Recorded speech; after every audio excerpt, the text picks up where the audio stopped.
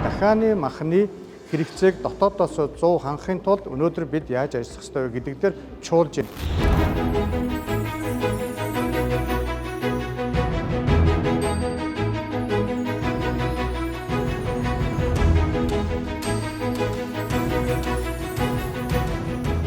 Өнөөдөр бид дахианы махныхаа 7% л дотооддоо үйлдвэрлэж байгаа. Тэгэхээр бид цаана 93% импортын зах зээл байна.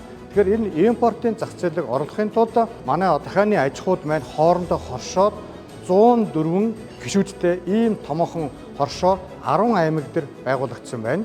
Хоршоод кластering системээр ажиллаад дээрээс нь бүсгэн хөгжөөд дээрээс нь жижиг дунд үйлдвэрлэлийн салбаруудыг жигд санхүүжилтээр нь дэмжиж босод төрийн бүх бодлогоор нь дэмжиж ингээд үндэсний үйлдвэрээ жижиг дунд үйлдвэрээ төр хамгаалтанд аваад цаашаа бид үйлдвэрлэж болох бүрэн боломжийг одоо ингээд нээж өгч байна.